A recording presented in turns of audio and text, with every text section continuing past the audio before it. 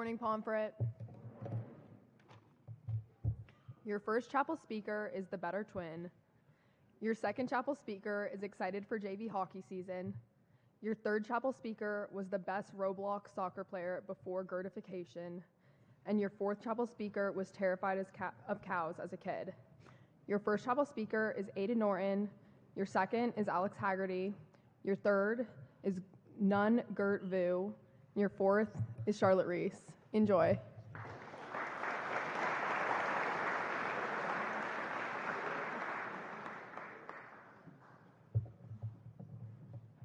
Good morning, Pomfret.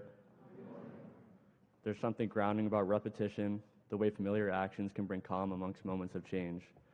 When I came to Pomfret, everything around me felt new. The faces, the schedule, and the rhythm of the days. In the middle of that uncertainty, I found comfort in the steady rhythm of my routines. I learned they aren't just about checking boxes off a list. They're about finding confidence and balance when everything else feels unfamiliar. According to Google, a routine is a sequence of actions performed regularly to achieve a specific goal, often for preparation or efficiency. As an organized person, I strive to be punctual, neat, and well-planned. My routines are purposeful, and based on my experiences, these habits help me build and ensure success.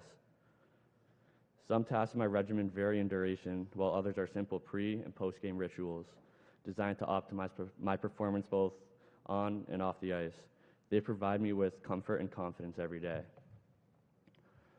One might think I'm superstitious, but I'm not. I just know it works for me to stay calm, consistent, and in control, especially when everything around me feels new or uncertain. Through repetition and practice, a habit becomes a skill. Before taking tests, I gather all my information and create a list of topics that I understand and those I need to review. I rewrite my notes to forge a connection from my eyes to my head to my hands. Additionally, I prioritize sleep so that I have the energy to do well, because energy and focus go hand in hand. I treat studying a lot like I treat practice. The more I repeat it, the more natural it feels. These procedures help me academically and athletically prepare, giving me confidence and a sense of calm before tests and games. They also remind me that discipline brings peace, that preparation can be an antidote for anxiety. Hockey has always been where my routines matter most. Whether it's lacing my skates in the same order, taping my stick in the same way, or listening to the same specific songs each time before I step on the ice. Each action serves a purpose. Those small rituals create a familiarity and focus in a sport that is fast, physical, and unpredictable. On the ice, everything moves fast, but my routines give me a stronger sense of confidence from preparation that slows the game down for me. They remind me that I've prepared for this, that I'm ready. My routines are my anchor in motion. When I transferred to Pomfret, that anchor became even more important. Leaving behind the familiarity of my old school and stepping into a completely new environment was both exciting and intimidating. I went from knowing everyone to knowing no one, from routines that felt natural to days that felt uncertain. The structure I built through my routines helped me adjust. I started my mornings with breakfast, prepared the same way for tests and games, and set a nightly schedule. Those small, steady actions gave me something that I could control in a world that suddenly felt unfamiliar.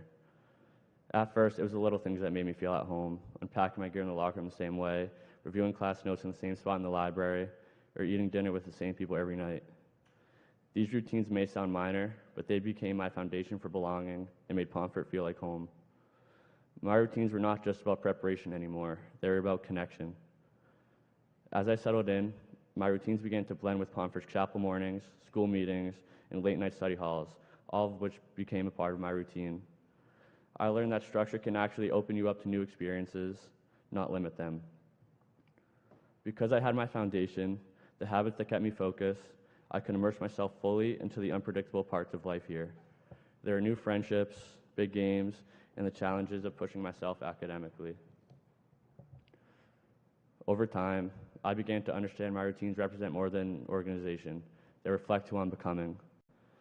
Each repeated action is a small promise I keep to myself, a commitment to growth even when things feel uncertain and uncomfortable. They remind me that discipline isn't about being perfect, but about being persistent. My routines give shape to my days, but more importantly, they give purpose to my effort. Whether it's heading down to the rink early after practice, late night studies after a long day, or taking a minute before bed to decompress, these habits remind me that progress happens in small, deliberate steps.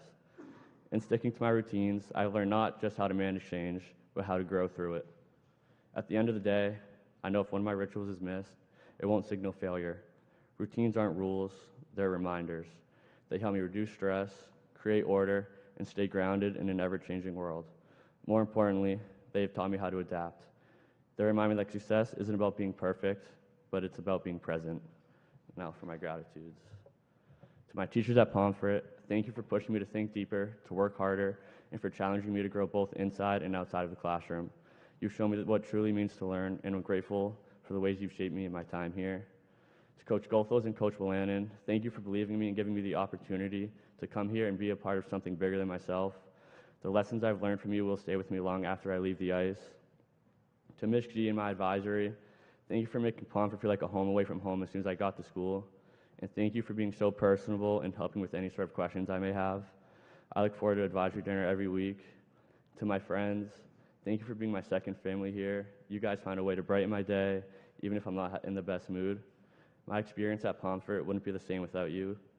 And to my siblings, Sarah, May, and Will, thank you for always being in my corner. Sarah, you've helped me more than you know, especially through the process of applying to Pomfret. And always helping me when I need it. You're the strongest person I know. I hope to gain just a fraction of the strength you have. And May, you're the strongest, most hardworking, and caring person I've ever met. You lead by example, and I'm lucky to call you my older sister. And Will, thank you for being by my side through it all, for coming to Pomfret with me, for doing pretty much everything together, and for making even the hardest days easier.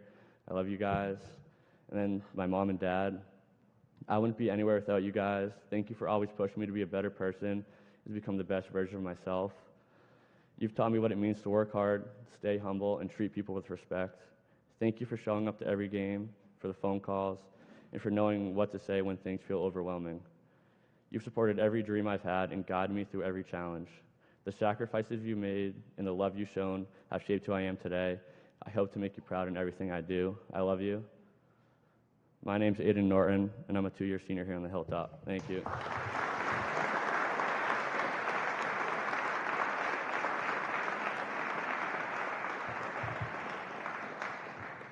Good morning, Pomfret. Success is not final. Failure is not fatal. It is the courage to continue that counts. A quote by Winston Churchill that accurately depicts the importance of finding your inspiration in life. There is no possibility in finding success without having something to motivate you, whether it be a parent, coach, teacher, or even a random celebrity who you aspire to be just like one day. No matter who, finding that person is the key to your success. My grandfather, Pop, quickly became mine. He was a well-decorated colonel in the Army, on top of being one of the kindest souls you'll ever meet. He was a private pilot and owned a small blue Cessna 150, which he took amazing care of and happens to still be airworthy and in great condition despite being from 1968. From the day I was born, all he wanted to do was take me up for a flight and show me the beauty of the world from the sky, while also introducing me to one of his favorite things to do. Unfortunately, he lost his hearing before I was old enough to take anything away from the experience, and he was never able to bring me along for the flight. However, this didn't stop him from introducing me to the world of aviation. When I was 2.5 years old, he took me to the airport where he stored his plane and started showing me around. He put me in the cockpit, sat down next to me, and proceeded to explain every instrument and the purpose in the simplest way possible. This one shows me how high the plane is, and this one shows me how fast I'm going, for example.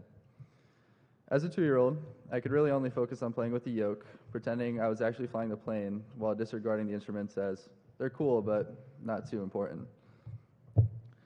Although I was only 2 and couldn't fully understand the difference between the speed and altitude indicators, I had a blast. Learning about my Pop's passion was fascinating, and he rubbed off on me. For a while, every time I'd step onto an airplane to go on a family vacation or to visit family out in California, all I could think about was, wow, this is what my Pop does, having no idea that there was a difference between a little Cessna and a Boeing. Either way, it was extremely cool to me. Not long after showing me his plane, Pop sold it to a local guy in Woodstock. Since he wasn't able to fly it anymore, it would have gotten zero use, especially with him being the only pilot in the family. Even though he couldn't fly anymore and no longer had the plane, I never lost the fascination with aviation that he brought to me. As I got older, I knew more and more that I wanted to become a pilot, travel the world, and let's be real, make a lot of money. I figured, with my Pop's knowledge, that he would be able to help me every step of the way for my written and oral exams, and I would have no problem getting any of my ratings. This idea wouldn't last long. In 2016, Pop passed away. At the time, only being 8, I realized that my perfect idea of flight training was over, and it would be impossible for me to become a pilot. I lost my inspiration. For the next few years, I didn't think much of aviation. I no longer considered it an option, and I juggled around other ideas, maybe a cop, maybe run a restaurant just like my dad. I had no idea. Then one random day, my mom asked me if I wanted to take a discovery flight and see if I was still interested in flying. I hadn't thought much about flying since my pop passed, but I figured why not give it a try. It'll be fun regardless. My mom signed me up and we went. I met this guy, Bob, who was going to take me on the flight, and he walked me around the plane, showing me each part and giving me a walkthrough of the pre-flight process. After his explanation, we got in the plane and took off. It was such an amazing feeling, so much better than the commercial jets. Being in the cockpit and learning how everything worked in real time, where I actually had the ability to understand what Bob was talking about, was unmatched. Once we got to cruising altitude, Bob handed me the controls, and for the very first time in my life, I was actually flying a plane, not just imagining doing so inside Pop-Pop's Cessna. We flew around for about an hour, and he taught me the basic turns and maneuvers to get the feel for a plane, while also teaching me the basics of navigation and how to get around. After practicing, Bob took the controls and brought us in for a very smooth landing. Once we parked the plane, he brought me into the airport and he logged my first flight hours. I was so excited. On the ride home, talking with my mom, she asked me if flying was something I was still interested in and wanted to do. I immediately said yes. The flight immediately re-sparked my desire to fly, and even without Pop being here anymore, I knew he would be looking over me, helping me every step of the way from above, and he has. Ever since starting flight training, my instructor, Wade, has become convinced that I'm actually a fighter pilot who was pranking him, and continues to joke about this almost every lesson. While he may be convinced I'm some pilot prodigy, I knew it was Pop, guiding my hand on the yoke, helping me with every maneuver, being the guidance I always dreamed of as a little kid, just in a much different way than I had imagined. Having inspiration gives meaning to life. What would you be without a goal? Something to strive for. Literally nothing. Find your inspiration and make the most of your life. You only get one shot at it. For my gratitudes, I'd like to thank all the teachers and coaches I've had.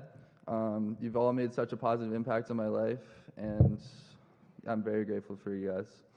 Thanks to all my friends who I made along the way. You're all such amazing people, and you've made my Pomfret experience truly amazing. To the JV hockey boys, I love coming down to the rink every day with you, and there's no one I'd rather do windmill every single practice with. Huge shout out to Miss MG for welcoming me into her home, regardless of what night it was or how late. I'm sure Amari's going to be asking you to let me sleep over soon. Mom, thanks for all you do. I truly love you. Making sure I'm ready and have everything I have. I wouldn't be able to do it without you. I love you. Dad, thanks for being my alarm clock in the morning. I wouldn't be able to make it to school on time. And thanks for introducing me to golf at a young age, even though I might be a little better than you now. Thanks for teaching me everything you knew. My name is Alex Haggerty, and I'm a 4-year senior here on the Hilltop.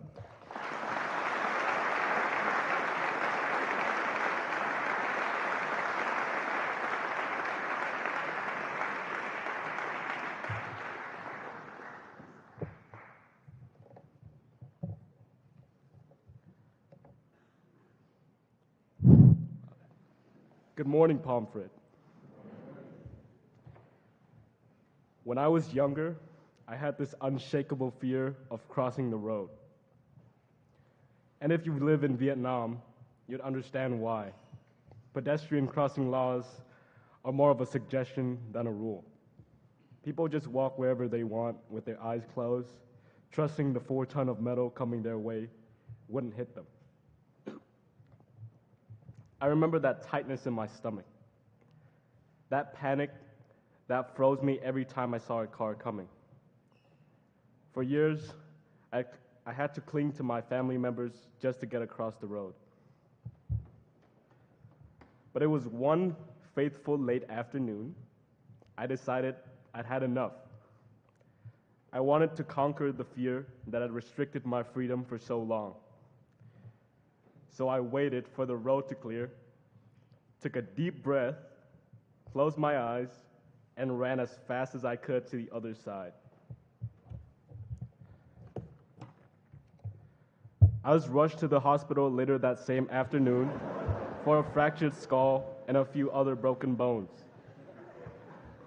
I was told after recovery that I was very lucky because if that fracture was any worse, it could have been life-threatening.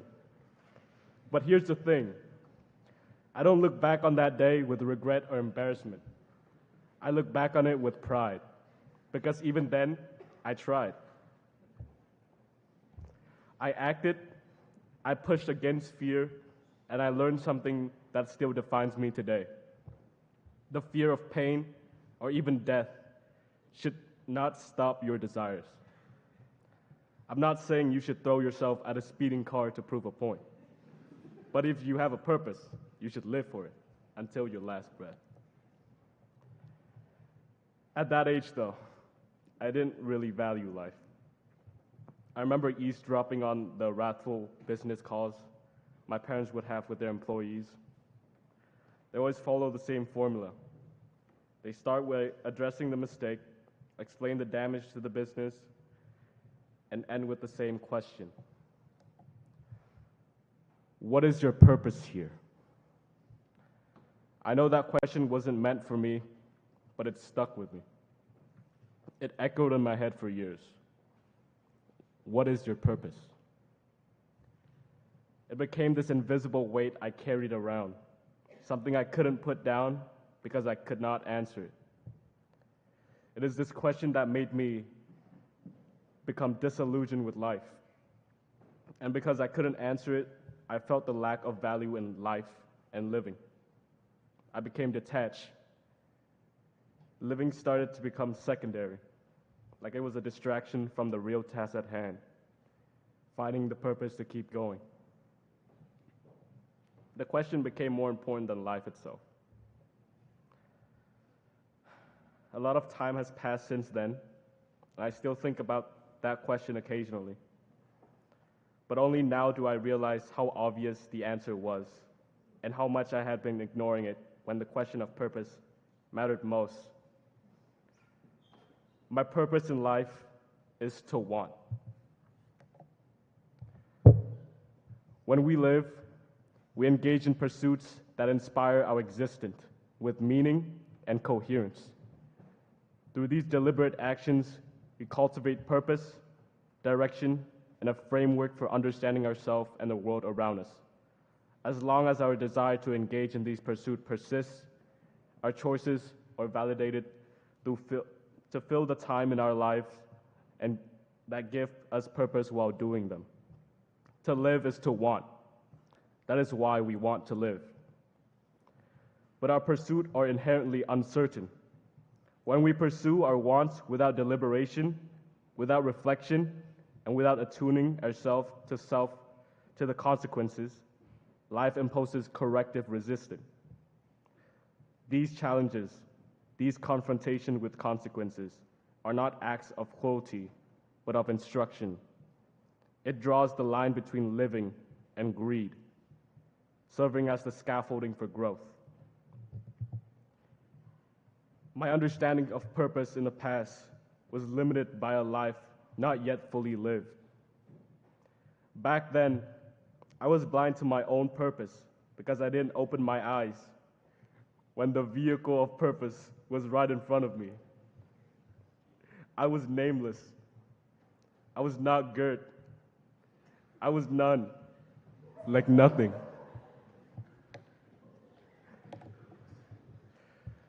The story of crossing the street is the embodiment of this realization. In crossing the road, I am fulfilling my deepest desires to confront and overcome my fear. But by closing my eyes and running, I attempted to satisfy this desire while disregarding responsibility and reason. The car is a vehicle, representing all risks and uncertainties. This story illustrates that when we want something, we must chase it, but with our eyes open. Because when we run blindly, life has a way of meeting us halfway. And for me, that halfway was across the road. I want to give a special thanks to all my coaches, teachers, and teammates. You all have provided me with a substance of living that gave me purpose. I want to give a special thanks to my favorite subordinate, Jay, Caden, and Doyun, for the past 3 years. I'm glad you were the first 3 people I met on campus, and you 3 embody my best and my worst. And last but not least, I want to give a special shout out to David Kim. He's the best freshman I've ever had the pleasure of meeting, and if I didn't meet him, I don't know if this speech was possible. He's the best linebacker, tight end, soon-to-be wrestler, and baseball player in the world. If you see him today, remind him he's the best 8th grader you've ever met. Thank you, David, for being the best 7th grader I've ever met. My name is Ngan, and I'm a 3-year senior on the Hilltop. Thank you, Pomfret.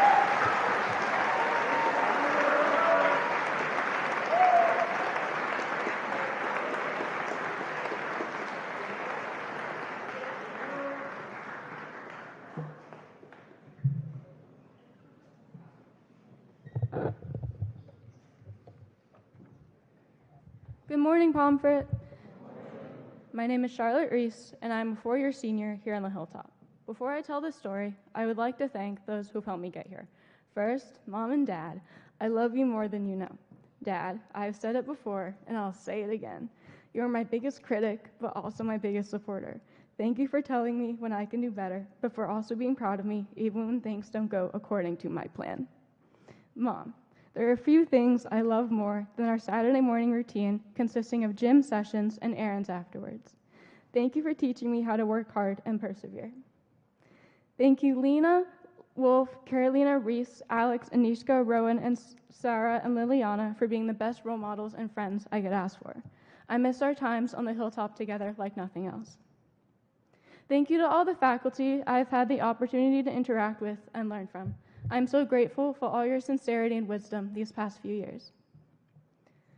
For the more recent half of my life, I've called Sag Harbor my home since moving there full-time when I was 9 from Brooklyn, New York. It is a one-stoplight town nestled on the bay side of the South Fork of Long Island and is historically a whaling port from the 1700s to the 1850s. Now, however, one could say the town has 2 sides. In the winter seasons, it is quiet and feels just like any other small town. A main street by the harbor with a community of families and unique town-wide traditions. In the summer, however, where whaling ships once were, are now frequently mega yachts. The area is often traversed by tri-state area socialites and Wall Street moguls, who undoubtedly support the local economy in the winter seasons. The disparity between the summer and winter is necessary, and I've always been aware of how lucky I am to call it home and be able to come to Pomfret. When I was 15, I was determined to have a summer job. After an afternoon of walking up and down the main street and leaving my contact information at multiple businesses, I got a call back from Page Restaurant. I eagerly accepted their offer as a hostess and started that evening. It was the Thursday of July 4th weekend and one of the busiest of the year. I was not prepared at all. One of my bosses, Audrey, was at the hosting stand with me that night and told me to just answer the phone and take people to tables. I messed up 2 tables 3 times, and on one of those phone calls, it ended up being the owner of the restaurant who was very confused at who this new young voice was. When I got home, I had never been so tired and excited at the same time. This job was a completely new environment for me, as I was now on the other side of the table, so to speak, of the restaurant industry, and I loved it. Throughout that summer, I got to know my coworkers and started to find my footing. The restaurant became a community that I was proud to be a part of. My coworkers admired and complimented my positive attitude and work ethic, and I became someone they could rely on to be welcoming to guests and help with tasks during a stressful shift. One day, one of the waiters, Sean, expressed to me the importance of talking to everyone in the industry, other coworkers and customers alike. So I did. I became even more acutely aware of the cultural and economic disparities that I'm surrounded by in my town. When I walk into the kitchen, I talk to the dishwashers in Spanish, and they tell me they wish they could have stayed in school. And they are often surprised a teenager like me is working in a restaurant, but appreciative that I make an effort to talk to them. I talk to the servers who commute to get to work, and they say they're grateful for the opportunity the job gives them, but recognize it is not most people's goal. When I talk to the customers, they're most often from New York City and vacationing. They're the kind of people I've been around my whole life, and nothing against them. I'm aware I technically fall into the same category. They ask me where I go to school and what I plan to do afterwards. An approving nod follows when I say go to college. They don't talk this way to my colleagues who have an accent. The stories of my customers and coworkers are not the same. I now more broadly understand the impact different backgrounds have on each other and the societal expectations of each. While one person or category might think one thing is the optimal goal, another will completely disagree. The past 3 summers working, I have grown to understand the importance of being open to hearing everyone's story that got them to where they are. If you were to take anything from this speech pamphlet, let it be this. There is so much to be gained from courage, effort, and intentionality to learn about people different from you. Through open-minded conversations and questions, community and empathy can be built and found in the most unlikely of places. There are so many stories out there, and you never know what you can learn and gain from a different angle. In the wise words of Bob Ross, all it takes is just a little change of perspective, and you begin to see a whole new world. Thank you, Pomfret.